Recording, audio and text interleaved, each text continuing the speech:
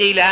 రాముడికి అటువంటి యోగ్యత ఉన్నదో లేదో సభికుల్ని అడిగాడు దశరథ మహారాజు గారు. వాళ్ళన్నారు, అలా అడగగానే యవ్వరాజ్యాయ రామస్య సర్వం మేవోపకల్ప్యతాం అంటే ఇచ్ఛామోహి మహాబాహుం రఘువీరం మహాబలం గజేన మహతాయాంతం రామం ఛత్రవృతాననం అయోధ్యకాండ. వాళ్ళన్నారు, ఇంకా ఎప్పుడో చేస్తానంటాం ఏమిటయా దశరథ మహారాజా, ఎప్పుడెప్పుడు నీ కొడుకు ఏనుగు మీద అంబారీలో ఊరేగుతాడా అని మేము ఎదురు చూస్తున్నాం, తొందరగా చేయవయ్యా పట్టాభిషేకం అన్నారు. అంటే దశరథుడు వెంటనే ఒప్పేసుకున్నారని చెప్పేసి సంతోషంగా లేచి వెళ్ళిపోలేదండి. ఆయన అన్నాడు, ఒరేయ్ మిమ్మల్ని నేను 60,000 సంవత్సరాలు పరిపాలించాను, మిమ్మల్ని కన్నబిడ్డల్లా చూశానురా, ఇన్నాళ్ళు పరిపాలించి ఇప్పుడు రాముడికి యవరాజ్య పట్టాభిషేకం చేస్తానంటే చేసేయి అని తొందరపడిపోతున్నారు.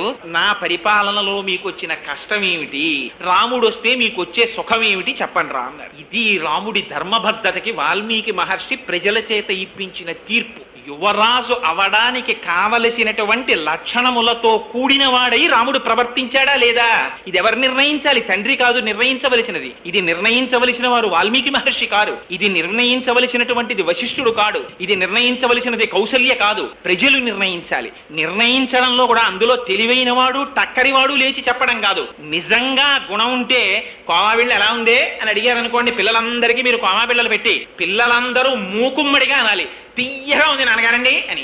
సాయంకాలం సినిమా టికెట్కి డబ్బులు అడుగుదామన్న ఒక కొడుకే లేచి తీయగా ఉందండి అన్నాడు అనుకోండి, తండ్రికి అనుమానం రావాలి, ఏం మీరనలేదే అని అడగాలి. అందరూ అంటే అది తీర్పు కింద లెక్క, స్పాంటేనియస్ గా రావాలి అందరి నోటి వెంట. ఇది దశరథుడు కోరుకున్నది. అందరూ లేచి ఒకటే మాట అన్నారు, వ్యసనేషు మనుష్యాణం భృశం భవతి దుఃఖితః ఉత్సవేషు చ సర్వేషు పితేవ పరితుష్యతి. ఇదయా రాముడికున్న గుణం. రాముడంటే ఏమనుకుంటున్నావు? వ్యసనేషు మనుష్యాణం భృశం భవతి దుఃఖితః.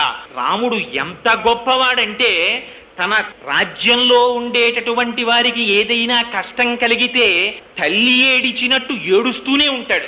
తన రాజ్యంలో ఉన్న ప్రజలకి సుఖం కలిగితే తండ్రి ఆనందించినట్టు ఆనందిస్తాడన్నాడు. ఏమిటి తల్లి ఏడిచినట్టు ఏడవడం ఏమిటి, తండ్రి ఆనందించినట్టు ఆనందించడం ఏమిటి? ఈ రెండు తల్లి ఆనందించదా, తండ్రి బాధపడడా?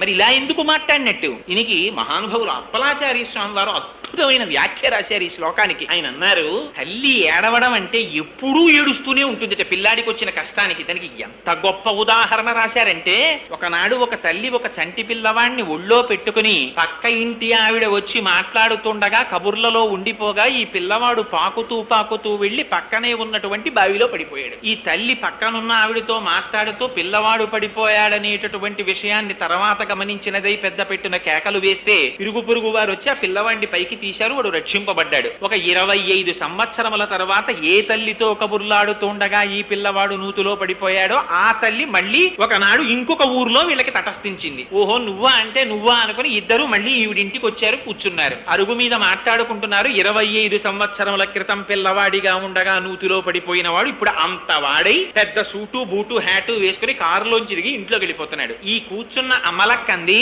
అమ్మా ఆనాడు మన ఇద్దరం మాట్లాడుకుంటూ ఉండగా నూతిలో పడిపోయిన వాడు వీడే గదు అని అడిగిందిట. అవునమ్మా, నా అదృష్టం బాగుండి బతికి బట్ట కట్టాడు, కానీ ఆనాడు నీతో మాట్లాడటంలో పిల్లవాడి సంగతే మరిచిపోయానని ఇప్పుడు తల్లి కళ్ళంబట నీళ్లు ఎట్టుకుని కళ్ళు ఒత్తుకుంటుందిట. అప్పుడెప్పుడో నూతిలో పడిపోతే ఇప్పుడు కళ్ళు ఒత్తుకోవడం ఎందుకు అంటే, ఆనాడు తాను ఆదమరచి ఉండడం చేత పిల్లవానికి కలిగినటువంటి దుఃఖానికి ఇప్పటికీ తల్లి బాధపడుతూనే ఉంటుంది. ఇది భృశం భవతి దుఃఖితః, తల్లికుండే లక్షణం. పితేవ పరితుష్యతి, తండ్రి తాను సుఖపడాలని కోట, తన కొడుకు సుఖపడితే చాలట తాను సుఖపడినట్టు ఫీల్ అవుతాడు. వాడు వాలంటరీ రిటైర్మెంట్ పట్టేస్తాడు, ఉన్న ఫ్లాట్ అమ్మేస్తాడు, కొడుక్కి వీసా తీసుకొస్తాడు, పంపించేస్తాడు. అమెరికా వెళ్ళిపోయినటువంటి కొడుకు 2 సంవత్సరాలైనా వెనక్కి రాకుండా, నాన్నగారు చాలా మంచి ఉద్యోగం వచ్చింది, ప్రమోషన్ మీద ప్రమోషన్, ఇప్పుడు 10 రోజులు సెలవు పెట్టానంటే చీఫ్ ఎగ్జిక్యూటివ్ పోస్ట్ పోతుంది, నేను రావట్లేదు, నాకో కారు మా ఆవిడకో కారు 2 కార్లు కొనుక్కొని బ్రహ్మాండమైన ఫ్లాట్ కొనుక్కున్నానండి, ఏసీ కారులో ఎండలో వెడుతూ మీకు ఉత్తరం రాశాను, వెనక సీట్లో కూర్చుని మీరు సంతోషించవలసింది అని కార్డు రాస్తే రోహిణీ కార్తెలో ఈ ఉత్తరం వాడి ఇంటికి వస్తే పెంకుటింట్లో ఉన్న తండ్రి ఈ కార్డు అట్టుకుని నెత్తి మీద ఆచ్ఛాదనం వేసుకుని ఎదురింట్లో పడుకున్న వాళ్ళని నిద్రలేపి కార్డు చూపించి సంతోషపడిపోతాడు. ఈయన ఎక్కాడా ఏమైనా కారు, ఈయనకెందుకు సంతోషం,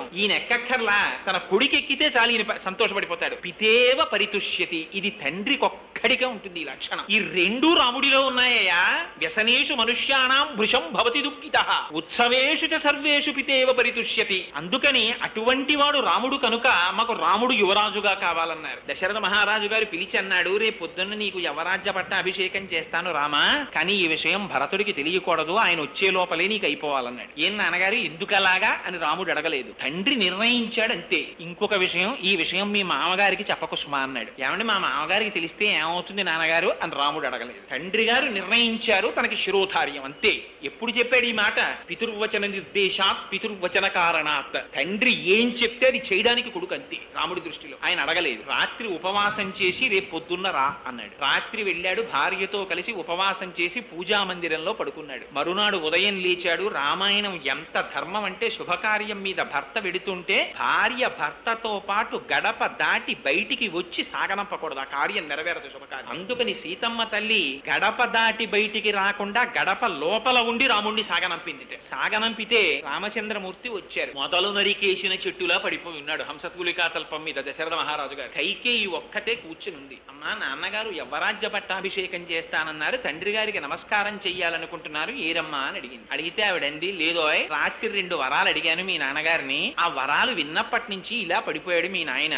ఏమడిగావమ్మా అన్నాడు రాముడు. నవపంచ వర్షాణి దండకారణ్యమాశ్రిత చీరాజన జటాధారి రామో భవతు తాపసః అభిషేక సమారంభో రాఘవస్యోపకల్ప్యతాం అనేనైవాభిషేకేనా భరతో మిభిషిచ్యతాం. 14 సంవత్సరాలు నువ్వు నారచీరలు కట్టుకుని పాదుకలు కూడా లేకుండా పల్లేరుకాయలు ఉన్నటువంటి దండకారణ్యంలో కాలినడకన 14 సంవత్సరాలు వైఖానస వృత్తిలో జీవితాన్ని గడపాలి. ఇదే ముహూర్తానికి మీ తమ్ముడు భరతుడికి పట్టాభిషేకం జరగాలి. ఈ 2 వరాలు కోరుకున్నానన్నాడు. మీరు ఒక్కసారి ఆలోచించండి. యవ్వరాజ్య పట్టాభిషేకం చేస్తారని మనసులో అనుకున్నటువంటి వ్యక్తి తండ్రి దగ్గరికి వెళ్ళినప్పుడు తల్లి ఇటువంటి మాట మాట్లాడితే ఇంకొకడైతే ఏమైపోతాడు? మళ్ళీ కళ్ళు తెరిచి చూసేటప్పటికి ఇంటెన్సివ్ కేర్ యూనిట్ హే విద్ధిమాం ఋషిభిః తుల్యం కేవలం ధర్మమాస్థితం. అంతే రాముడు అన్నది. అమ్మా నన్ను ఇంతేనా అమ్మా నీకు తెలుసున్నది? మా అమ్మ కౌసల్య నన్ను ఎలా పెంచిందో నువ్వు అలా పెంచావు కదమ్మా. నాకేం కావాలి? నేను ఋషి లాంటివాణ్ణి. నాకు నాన్నగారి మాట నెరవేర్చడం ఒకటే కావాలి. నాన్నగారు రాజ్యం పట్టం కట్టుకోమంటే నిన్నటి రోజున ఎందుకని నేను అడగలేదు. ఇవాళ నాన్నగారు అరణ్యవాసం చేయమంటే అలాగే వెళ్ళిపోతాను, చాలా సంతోషంగా వెళ్ళిపోతాను. ఒక్కసారి మా అమ్మకి నమస్కారం చేసి వెళ్ళిపోతాను. కానీ అమ్మా నేను ఒక్క విషయం అడుగుతున్నాను, ఏమనుకోకు. నన్ను 14 ఏళ్లు అరణ్యవాసానికి పంపించడానికి, భరతుడికి పట్టాభిషేకం చెయ్యడానికి నాన్నగారిని నువ్వు 2 వరాలు అడిగావా? ఎందుకమ్మా అడగడం? నువ్వు పిలిచి రామా 14 ఏళ్లు అరణ్యవాసానికి వెళ్ళిపో అంటే నేను వెళ్ళిపోనమ్మా. దీనికి 2 వరాలు అడగడం ఎందుకమ్మా? ఇప్పుడే బయలుదేరుతున్నాను. కానీ అమ్మ ఒక్కసారి నాన్నగారి కాళ్ళకి నీ కాళ్ళకి నమస్కారం చేస్తానమ్మా అన్నాడు. అని నాన్నగారు ఏమమ్మా మాట్లాడకుండా అలా ఉన్నారు, నా వల్ల ఏమన్నా తప్పు జరిగిందా? ఇది రాముడి ప్రవర్తన అంటే. ఎవరు మాట్లాడగలరండి ఇలా రాముడిలా? అంటే కైకమ్మంది, నువ్వు మీ నాన్న నాకు ఇచ్చిన వరాలు నువ్వు